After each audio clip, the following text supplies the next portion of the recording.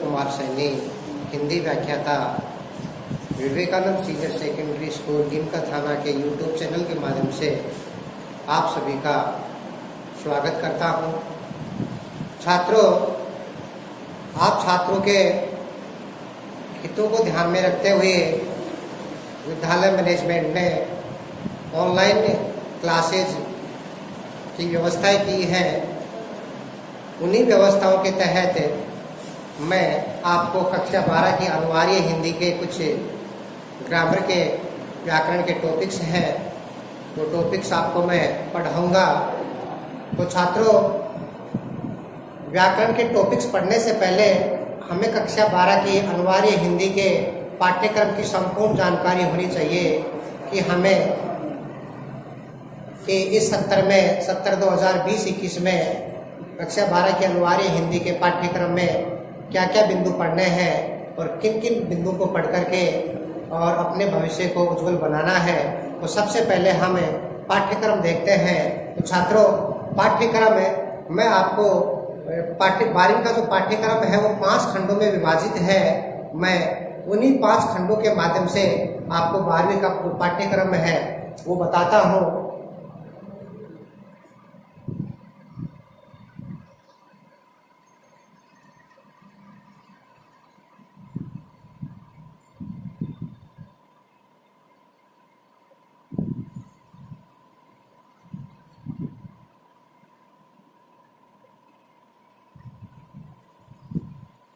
तो छात्रों, 12वीं में जो अनिवार्य हिंदी का जो पेपर है वो 80 अंक का होता है।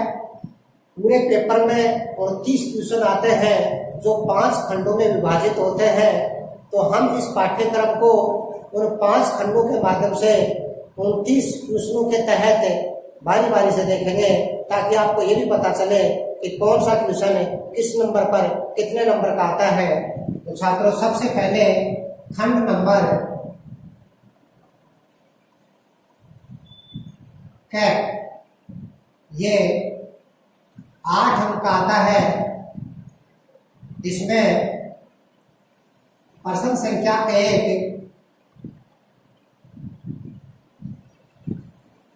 अपठित गद्यांश और प्रश्न संख्या 2 अपठित पद्यांश। तो छात्रों, खंड नंबर क में 2 प्रश्न आते हैं। प्रश्न संख्या 1 अपठित गद्यांश, इसमें 2-2 नंबर के 2 क्वेश्चन पूछे जाते हैं, तो ये 4 नंबर का। और प्रश्न संख्या 2 में भी अपठित पद्यांश है, इसमें भी 2-2 नंबर के 2 क्वेश्चन पूछे जाते हैं, तो ये भी 4 नंबर का। उसके बाद खंड नंबर है, ये छात्रों 16 अंक का आता है। इसमें प्रश्न संख्या 3 है, वो है भाषा, व्याकरण और लिपि। इसमें छात्रों टॉपिक 3 है, 1-1 नंबर के 2 क्वेश्चन पूछे जाएंगे, तो ये 2 नंबर का। प्रश्न संख्या 4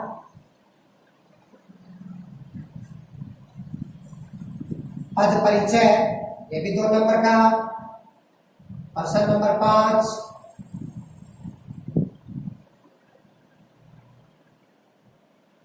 शब्द शक्ति, 2 नंबर का। प्रश्न नंबर 6 अलंकार। छात्रों, हमारे सिलेबस में 8 प्रकार के अलंकार चलते हैं। उन्हीं 8 प्रकारों के अलंकारों में प्रश्न पूछे जाते हैं। तो उनके प्रश्न नंबर 7 पारिभाषिक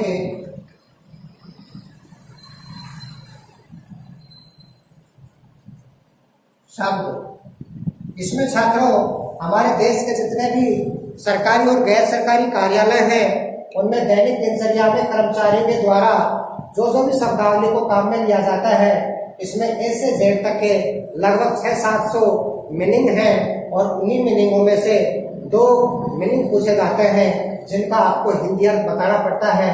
तो ये भी 2 नंबर का आता है। और प्रश्न नंबर जो 8 है वो पत्तर एवं प्रारूप लेखन, ये भी 2 अंक आता है। तो छात्रों इसमें टॉपिक 2 चलते हैं, एक तो पत्तर और दूसरा प्रारूप। तो पत्तर में आपके एक अर्थशास्त्र पत्तर चलता है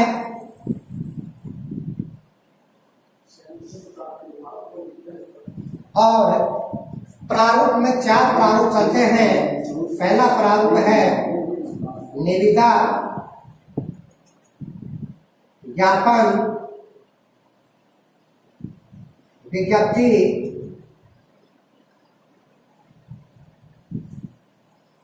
और अधिसूचना। तो छात्रों इसमें टॉपिक 2 है, एक तो पत्तर और दूसरा प्रारूप। या तो आपसे पत्तर पूछा जाएगा, पत्तर में आपके चलता है अर्थशास्त्र के पत्तर, या फिर 4 प्रारूप में से कोई एक प्रारूप किसी भी विषय को लेकर के आपसे लिखवाया जाएगा 2 अंक का। और प्रश्न संख्या जो 8 है 9 है वो आती है निबंध लेखन।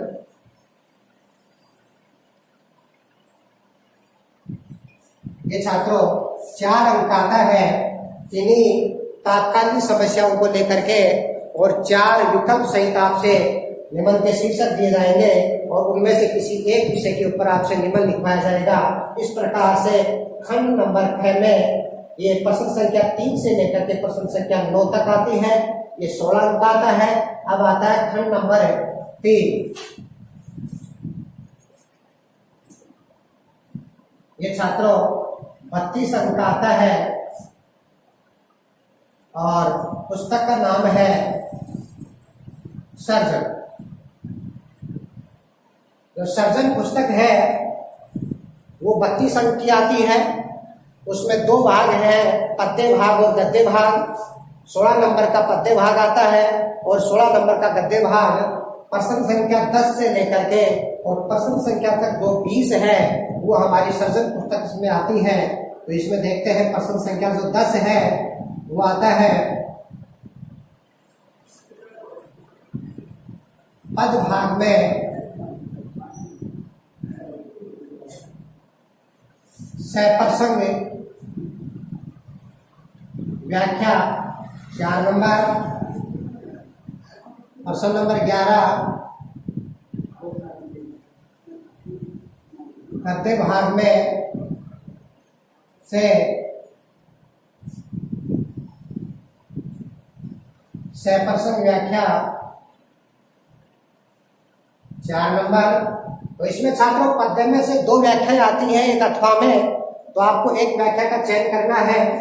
और प्रश्न नंबर 11 में गद्य में से भी, गद्य भाग में से भी 2 व्याख्याएं आती हैं अथवा सहित, उसमें से भी आपको एक व्याख्या का चयन करते हुए और उसका जवाब देना है। और प्रश्न संख्या जो 12 है वो छात्रों गद्य में से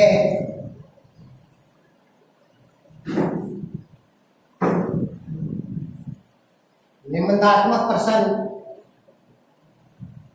विकल्प सहित होता है। आपको एक करना है 4 नंबर का। और प्रश्न संख्या जो 13 है वो पद्य में से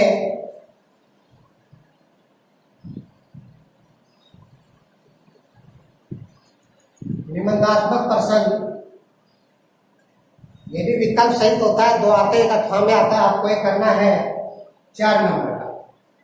फिर प्रश्न संख्या 14 और प्रश्न संख्या जो 15 है वो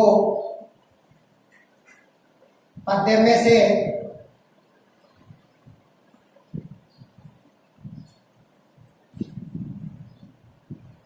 लघुत्रात्मक प्रश्न 1-2 नंबर का। फिर प्रश्न संख्या 15 है वो पद्य में से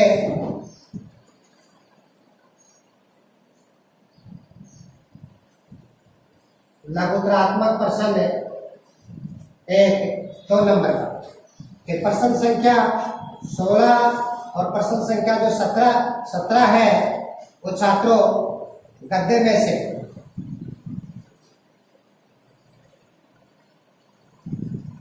लघुत्रात्मक प्रश्न 2 नंबर का, और ये भी गद्य में से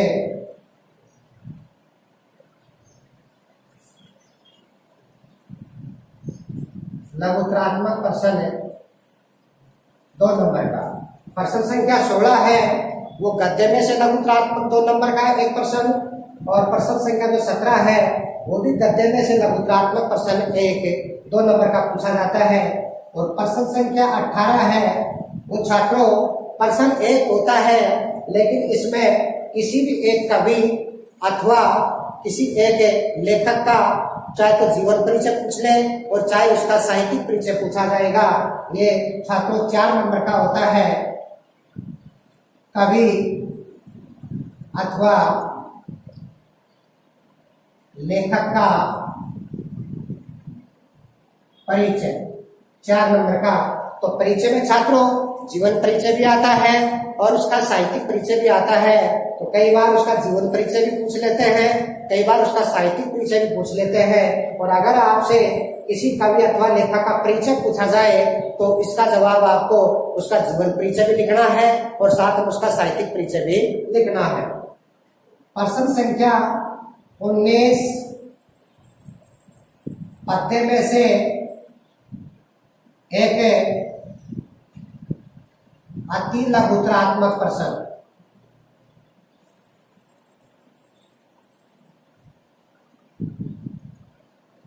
दो नंबर का। और प्रश्न संख्या जो 20 है वो भी गद्य में से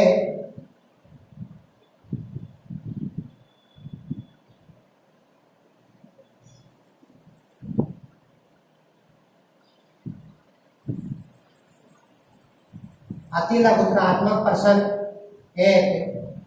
2 नंबर का। तो छात्रों ये प्रश्न संख्या जो 19 है वो 20 है, ये ज्यादातर कवि अथवा लेखक के परिचय के बारे में पूछे जाते हैं। किसी कवि का नाम दे दिया, उसकी 2 रचनाओं के नाम लिखवा लिए, या किसी रचना का नाम दे दिया, उसके रचनाकार का नाम लिखवा लिया। इस प्रकार से अति लघुत्तरात्मक प्रश्न एक पूछे जाते हैं। इस प्रकार से आपका खंड नंबर 2 जो 32 अंक का होता है, पाठ्य पुस्तक का नाम है सर्जन, उसमें प्रश्न संख्या 10 से लेकर के प्रश्न संख्या 20 तक आते हैं। फिर उसके बाद में खंड नंबर जो है चौथा, वो छात्रों 12 अंक का आता है और पुस्तक का नाम है पीयूष परवाह। ये छात्रों हमारी दूसरी पुस्तक का नाम है। इसमें 6 पाठ हैं जो 12 नंबर के आते हैं और इसमें 4 प्रकार के प्रश्न पूछे जाएंगे। प्रश्न संख्या 21, प्रश्न संख्या 22, प्रश्न संख्या 23 ये लघुत्तरात्मक क्वेश्चन होते हैं, दोनों नंबर के।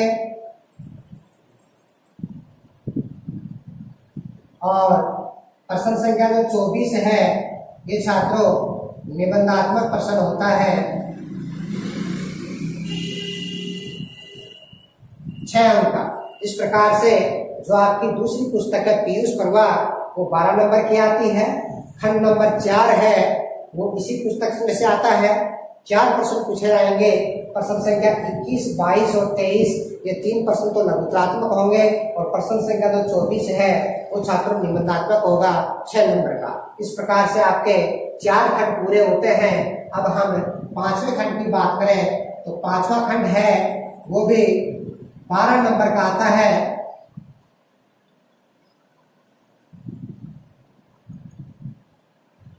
और पुस्तक का नाम है संवाद सेतु। तो छात्रों संवाद सेतु में 5 पाठ चलते हैं अपने। उन 5 पाठों में से प्रत्येक पाठ में से एक प्रश्न पूछा जाता है। तो शुरू के 3 पाठ है उसमें 2-2 नंबर के क्वेश्चन, और लास्ट के जो चौथा और 5वां पाठ है उसमें छात्रों 3-3 नंबर के एक क्वेश्चन पूछे जाते हैं। तो हम यहाँ पाठ के नाम लिख देते हैं और उन्हीं पाठों में से एक क्वेश्चन पूछा जाएगा। तो प्रश्न संख्या 25 पाठ का नाम है समाचार लेखन। इस पाठ में से 2 नंबर का एक प्रश्न पूछा जाता है। एक प्रश्न संख्या 26 ये है विविध प्रकार के लेखन। तो विविध प्रकार के लेखन में छात्रों 2 प्रकार के लेखन चलते हैं। एक तो टीचा लेखन और दूसरा संपादकीय लेखन। इसमें से भी 2 नंबर का एक क्वेश्चन पूछा जाता है, चाहे तो वो फीचर लेखन में से पूछ ले, चाहे वो संपादकीय लेखन में से पूछ ले। प्रश्न संख्या जो 27 है वो पाठ का नाम है साक्षात्कार, जिसको अंग्रेजी में इंटरव्यू कहते हैं। साक्षात्कार लेने की कला। इसमें से छात्रों 2 अंक का एक प्रश्न पूछा जाता है। फिर प्रश्न संख्या 28 है वो है विभिन्न क्षेत्रों में पत्रकारिता। इसमें 3 नंबर का एक प्रश्न पूछा जाता है। इसमें 7-8 क्षेत्रों में पत्रकारिताएं हैं, जैसे विज्ञान पत्रकारिता, खेल पत्रकारिता, वाणिज्यिक पत्रकारिता, राजनीतिक पत्रकारिता, अदालती पत्रकारिता। तो उन पत्रकारिताओं में से किसी एक पत्रकारिता के ऊपर एक प्रश्न पूछा जाता है जो 3 नंबर का होता है। और प्रश्न संख्या जो 29 है वो उसमें छोटे छोटे 5 टॉपिक हैं। पहला टॉपिक है रिपोर्टाज, दूसरा है डायरी लेखन, तीसरा टॉपिक है यात्रा वृत्तांत, चौथा टॉपिक है वार्ता और 5वां टॉपिक है संदर्भ ग्रंथि महता। इस प्रकार से जो 5वां पाठ है उसमें से प्रश्न संख्या 29वां पूछा जाएगा, जिसमें 5 टॉपिक है रिपोर्टाज, डायरी लेखन, यात्रा वृत्तांत, वार्ता और 5वां टॉपिक है संदर्भ ग्रंथि महता। इन 5 टॉपिकों में से किसी भी एक टॉपिक में से एक क्वेश्चन पूछा जाएगा जो कितने अंक का होगा, 3 नंबर का। इस प्रकार से आपका अनिवार्य हिंदी का जो सिलेबस है, पाठ्यक्रम है, वो मैंने पेपर के अनुसार खंड सहित बताया। इसमें 29 क्वेश्चन आते हैं और 29 क्वेश्चनों को 5 खंडों में विभाजित किया गया है और उन्हीं खंडों के मुताबिक मैंने आपको बताया। तो ये चीज आपको नोट्स के फ्रंट पेज के ऊपर उतार लेनी है। अब हम शुरुआत करते हैं कि जो खंड नंबर 1 था उसमें प्रश्न 2 आते थे, अपठित गद्यांश और अपठित पद्यांश। तो ये छात्रों आप लगभग हर कक्षा में इस प्रश्न को करते आ रहे हैं। ये प्रश्न हर कक्षा में होता है, बाकी देखेंगे इस प्रश्न को भी बाद में। लेकिन खंड नंबर जो 2 है उसमें पहला टॉपिक है व्याकरण का, भाषा व्याकरण लिपि। इसके बारे में हम अध्ययन करेंगे। उसके बाद में पद परिचय, उसके बाद में समझ शक्ति, उसके बाद में अलंकार, उसके बाद में पारिभाषिक शब्दावली, उसके बाद में पत्र एवं प्रारूप लेखन और लास्ट में निबंध लेखन। इस प्रकार से हम व्याकरण के इन 6-7 टॉपिकों का विधिवत अध्ययन करेंगे। तो छात्रों अब हम शुरुआत करते हैं खंड नंबर 2 के पहले टॉपिक।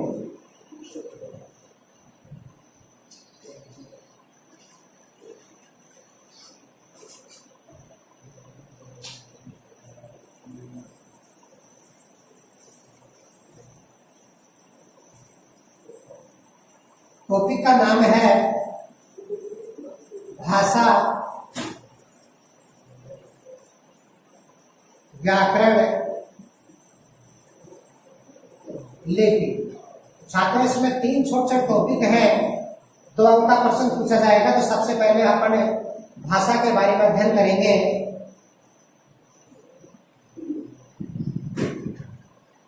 भाषा। तो छात्रों जो भाषा शब्द है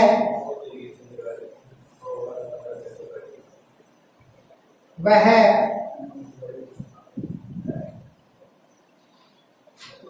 संस्कृत की भास धातु से बना है,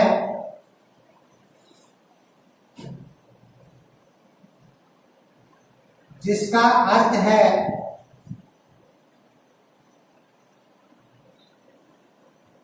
व्यक्त, वाणी या प्रकट करना। तो छात्रों, जो भाषा टॉपिक है, इसमें जैसे मैं प्रत्येक स्टार लगा करके कोई पॉइंट लिखूंगा तो वो अपने आप में एक क्वेश्चन माना जाएगा कि जैसे भाषा किसे कहते हैं, भाषा से आप क्या समझते हैं, भाषा का क्या अभिप्राय है।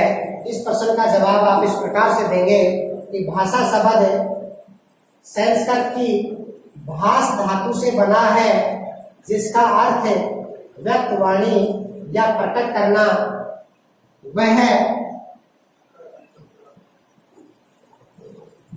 साधन या माध्यम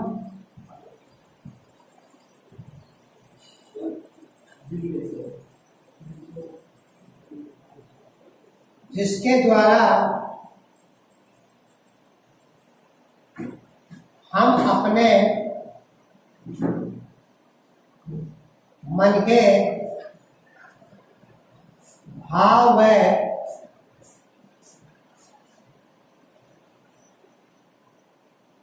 विचारों का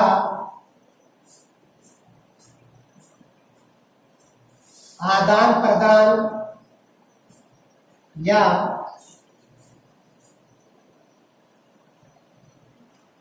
विनिमय करते हैं,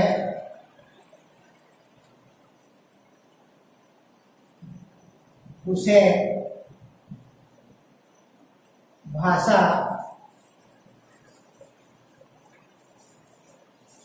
कहते हैं। तो छात्र, आप कैसे बताएंगे कि भाषा शब्द संस्कृत की भास धातु से बना है, जिसका अर्थ व्यक्त, वाणी या प्रकट करना। वह है साधन या माध्यम जिसके द्वारा हम अपने मन के भाव व विचारों का आदान प्रदान या विनिमय करते हैं, उसे भाषा कहते हैं। फिर छात्रों, दूसरा जो टॉपिक आता है वो आता है भाषा के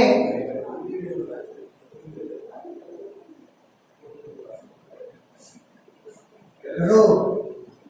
तो छात्रों, भाषा के मुख्यतः दो रूप होते हैं। वैसे आपने 3 रूप भी पढ़े होंगे। तीसरा रूप सांकेतिक होता है, मौखिक, लिखित और सांकेतिक।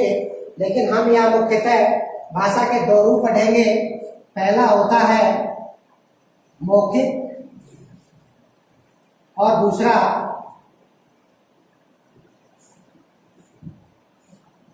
लिखित। जैसा कि छात्र आपको इनके नाम से पता है कि भाषा का वह रूप जिसके द्वारा हम अपने मन के भाव व विचार दूसरों के सामने बोलकर के प्रकट करें, उसे भाषा का मौखिक रूप कहते हैं। और दूसरा है लिखित, कि भाषा का वह रूप जिसके द्वारा हम अपने मन के भाव व विचार दूसरों के सामने लिख कर के प्रकट करें, उसे भाषा का लिखित रूप कहते हैं। परिभाषाएं दोनों की समान है। एक में तो आपको बोल करके प्रकट करें और दूसरे में आपको लिखना है, लिख करके प्रकट करें। इस प्रकार से हम अपने मन के भाव को 2 प्रकार से प्रकट कर सकते हैं दूसरों के सामने, एक तो बोल करके और दूसरा लिख करके। तीसरा जो टॉपिक आता है वो आता है अंतर, मौखिक और लिखित में अंतर।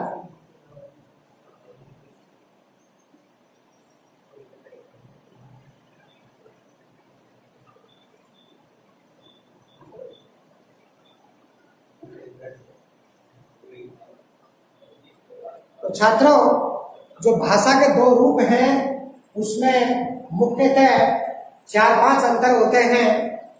कि हम एक तो अपने विचार बोल करके प्रकट करते हैं और दूसरा लिख करके प्रकट करते हैं।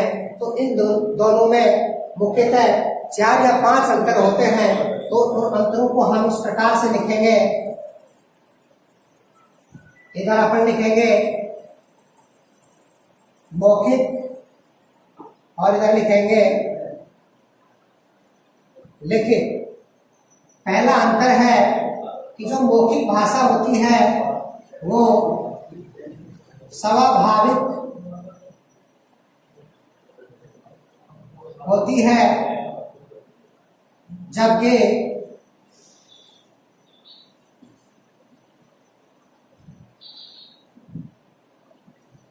लिखित भाषा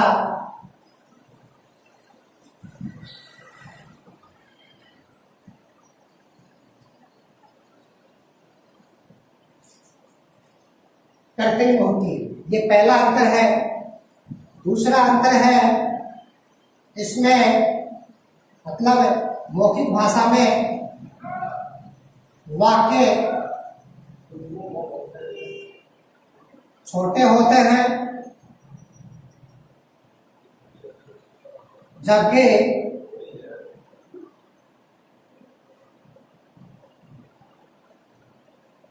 लिखित भाषा में वाक्य बड़े बड़े होते हैं।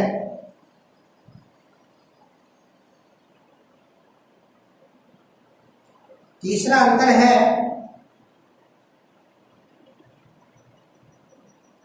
मौखिक भाषा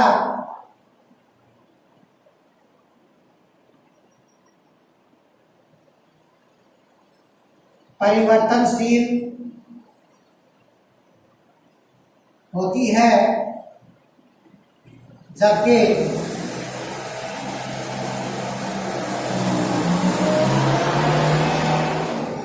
लिखित भाषा स्थिर होती है। चौथा अंतर है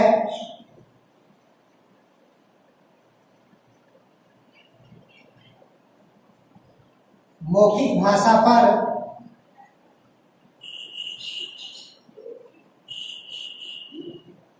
स्थानीय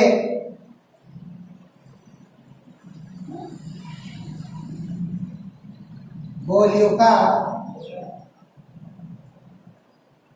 प्रभाव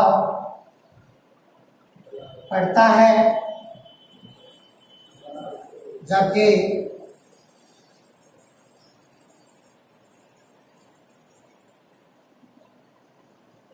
इसके ऊपर कोई प्रभाव